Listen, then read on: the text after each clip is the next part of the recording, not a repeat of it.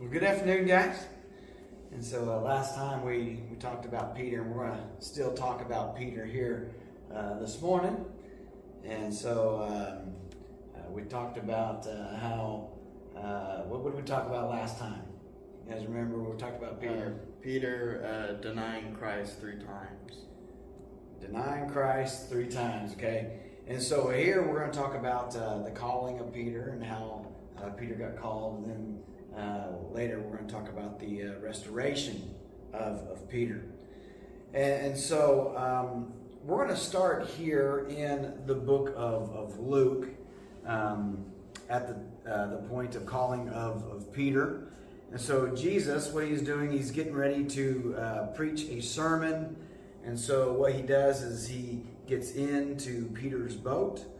And when Peter, Andrew, James, and John, they were all fishing partners. And so we need to understand that before we just dive right on in. And so they had been fishing all night. Okay, and so that is what has taken place and what they were doing. And they were mending their nets here when Jesus approaches. So here in Luke chapter 5, 4 through 11 is where we're starting. When he had finished speaking, he said to Simon, "Put out to the deep water and let down your nets for a catch." Simon answered and said, "Master, we worked hard all night, caught nothing, but I will do as you say and let down the nets." And when they had done this, they enclosed a great quantity of fish, and their nets began to break. So they signaled to their partners in the other boat for them to come and help them. And then they came and they filled both of the boats so that they began to sink. Okay, and so Simon Peter saw that, but when Simon Peter saw that, he fell down at Jesus' feet saying, "Go away from me, Lord, for I am a sinful man." For amazement had seized him and all his companions because of the catch of the fish that they had taken. And so also were James and John, the sons of Zebedee, who were partners with Simon. And Jesus said to Simon, "Do not fear, from now on you will be catching men." For they had brought their boats to land, and they left everything, and they followed him. Okay, and so here they go, and they go out to sea after the sermon is over with and finished with. And he says, "Cast down your nets." It's like, man, we've been fishing all night. We haven't caught a thing. You know, all right, we'll do it. Okay, we'll go ahead and we'll do it. And the thing was, what took place? What happened? When they cast down the net, they caught so many fish that their net was starting to break. Yeah. So much their nets were starting to break. And I like that when it says that. And so they signal for the other boats, right? It says, "Hey, we're going to need some help on this one, buddy." And so they bring the other boats in, and they fill up the boats to where it says, what about the boats? They start sinking. Yeah, they start to sink. That's a lot of fish. Okay, and that's a lot of fish. It doesn't tell us how many fish, but there had to be a lot of fish for the boats there to begin to sink. Okay, and so here at the end of this, Jesus says, "Man, come follow me. You know, and you're going to be catchers of men." And I looked. This is the only story about the calling of Peter where he's in the boat. Okay, the other Gospels, they mention the calling of Peter, but it just says, "Come follow me and I'll make you fishers of men." Skips the entire story. Only in Luke does it mention the story. And so I didn't realize this. I'll be honest with you guys. I didn't realize that this happened at the calling of Peter, because I read the other Gospels where it says, "Come and I'll make you fishers of men." You know, I didn't realize that they had this big catch of fish at the calling of Peter. And so I thought that was really neat and really interesting. And so here Peter is called, and so are the other disciples, and it says that they leave everything. They go follow him, right? So they left. They're following after Christ, and we're going to zoom, 3.5 years down the road from this point, basically. And a lot has happened in the time of the disciples' life. We talked a little bit last time there about the highs, Luke 9 and 10, when they're given power over the demons and everything else, and the sickness, and they're preaching the gospel and casting out demons and everything else. Everything was good then. And then we did talk about the lows that they had there at the death of Jesus Christ, right? And so where we're going to start at, we're actually going to go to the book of John. And I wanted to talk about this because last time we talked about the denial of Peter and how Peter denied Christ. And so I wanted to focus on the restoration of Peter. So after the resurrection of Jesus Christ, he appears and presents himself to the disciples. If you remember the first time, Thomas was not there. And Thomas didn't believe him, right? That's why he gets the name Doubting Thomas, And so, but the second time, Thomas was there.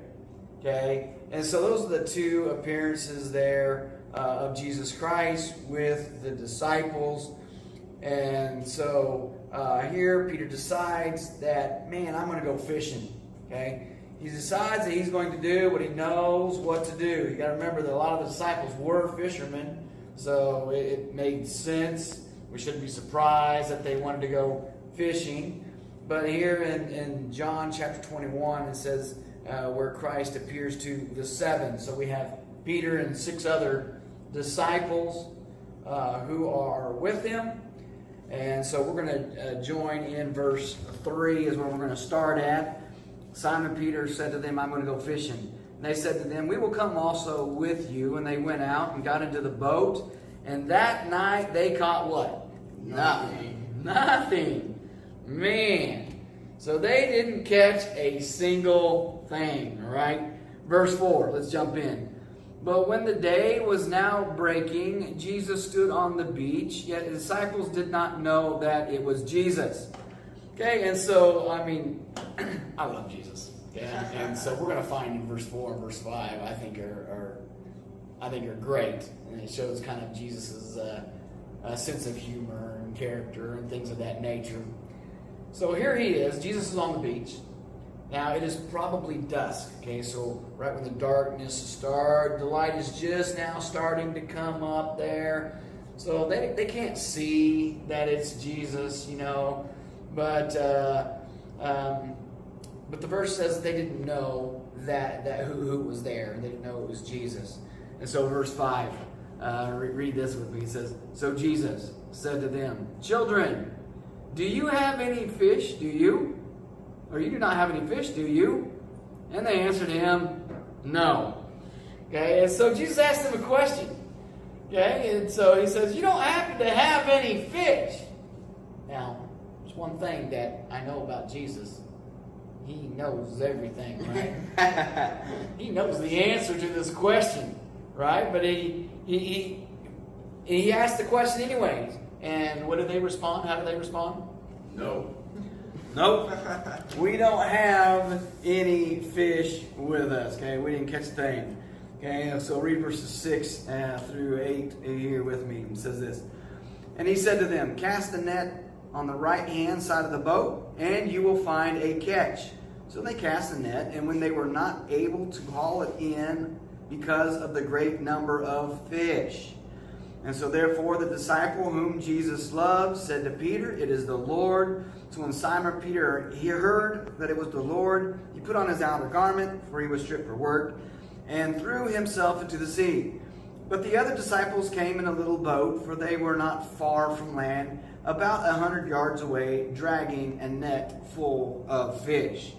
Okay, and so this isn't the first time that this has happened. We just read at the calling there of Peter that he went fishing, they didn't catch anything, and so Jesus asked them to cast the net again. So here, they knew it was Jesus, okay? And so I want to start with that point. They knew who it was. They recognized him. They didn't question him. They all knew who it was. Okay? They knew it was Jesus there. And so John goes and he says, hey man, he says, that is the Lord. Okay, and so he says, this right here is the Lord. And so it tells us how many, what was Peter's response to that? He jumped in the water to swim to Jesus. He jumps in the water to swim to Jesus. Okay, he knows right away. You know, and so I love that about Peter, because here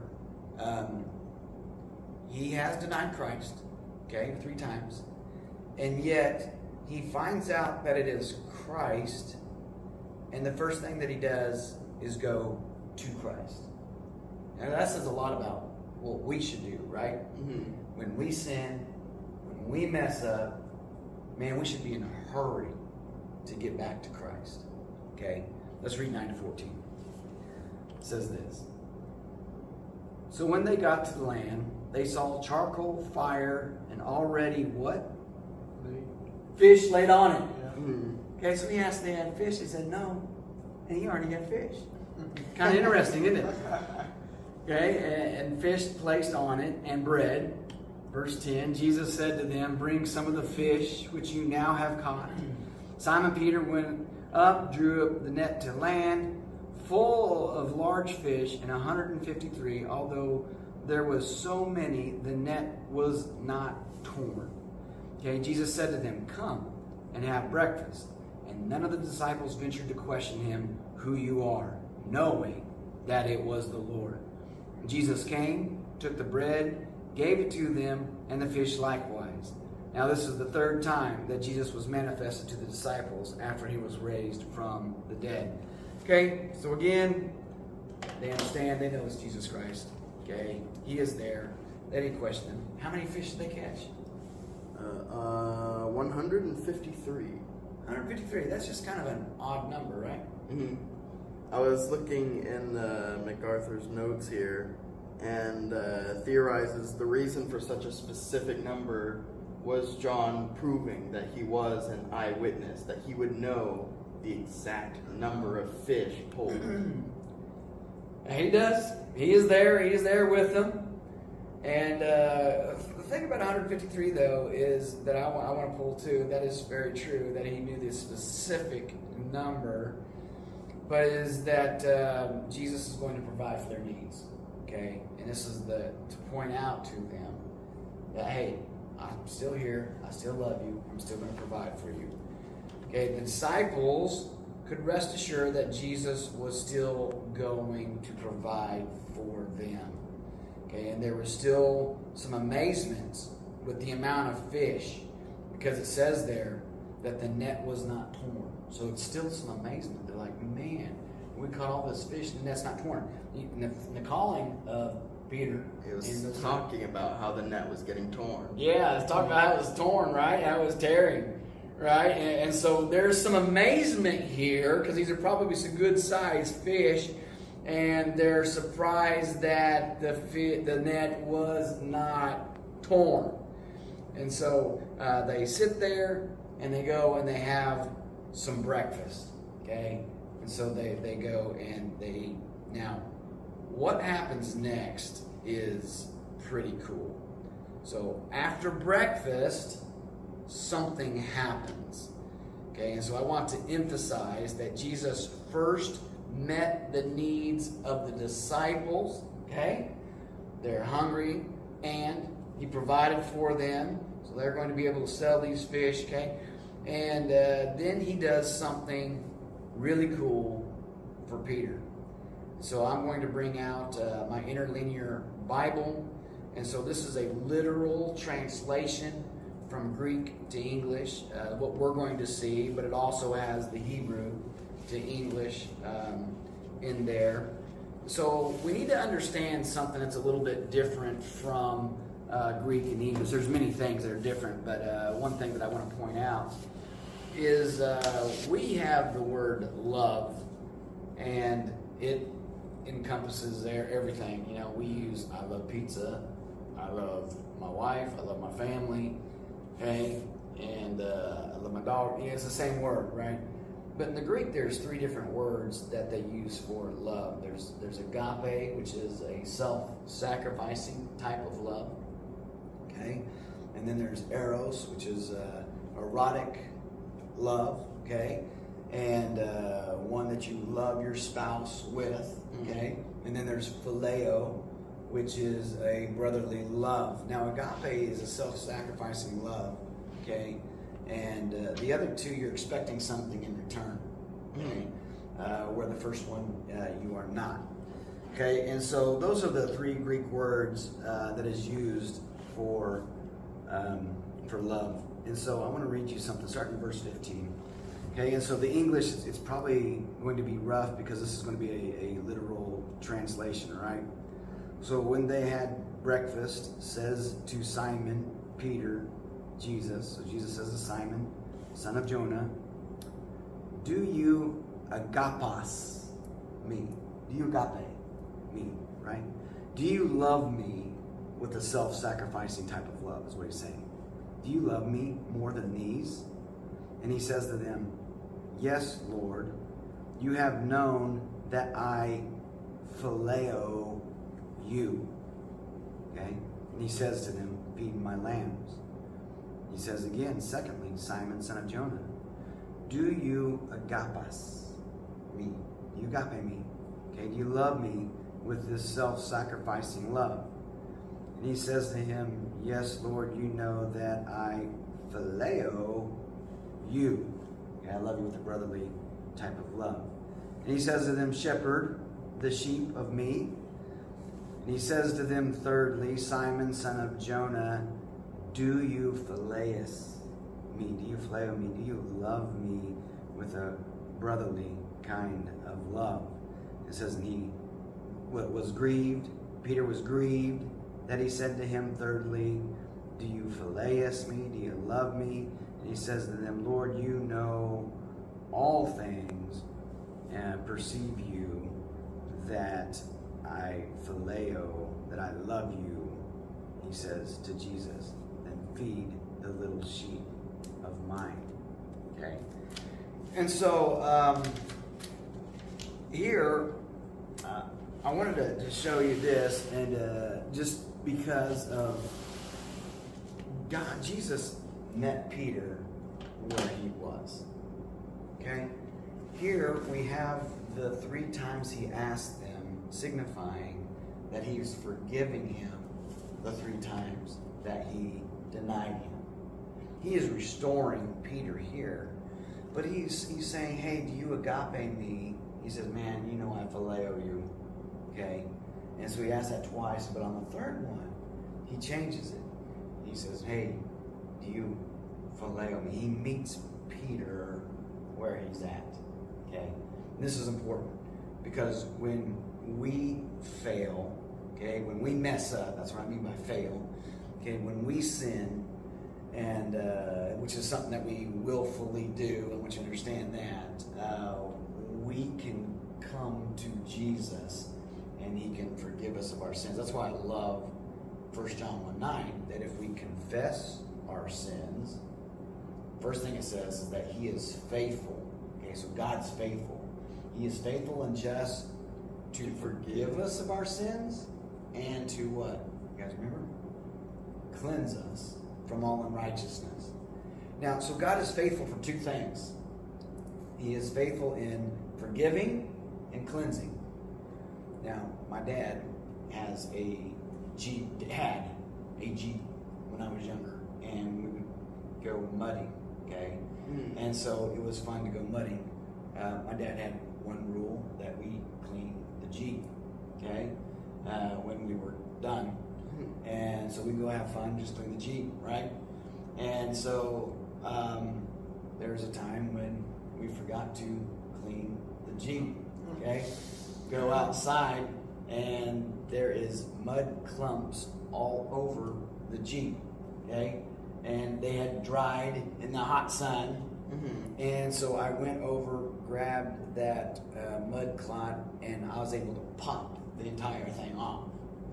Now, even though the entire mud clot was in my hand, there was a ring mountain of dirt exactly where that mud clot was. Forgiveness is like removing the mud off, but there's still that ring, right? There's still evidence of wrongdoing, okay? So cleansing, when we wash that Jeep, it all comes off.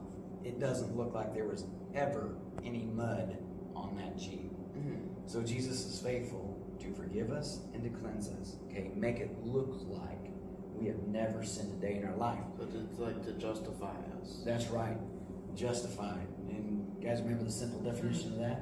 Just as if I had never sinned. Right. Just as if I had never sinned. We are in the appearance of sinlessness. Okay? And so he's restoring Peter.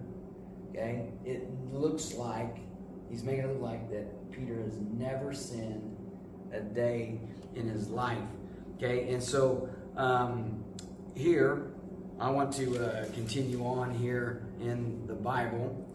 So verse 18, truly, truly, I say to you, when you were younger, you used to gird yourself and walk wherever you wished, but when you grew old, you will stretch out your hands and someone will gird you and bring you to where you do not wish to go. Now he said this signifying what kind of death he would glorify God. And when he had spoken this, he said to him, follow me. Okay, and so I have to think that Peter probably thought that maybe his ministry was over, was done. Maybe that thought crossed his mind. We'll say that, oh man, I really messed up. Okay. But here in John 21, we're seeing that restoration of Peter, and it is not done. His ministry is not over. Okay, he is going to do some good things and some amazing things, and so he tells them right there, "You follow me."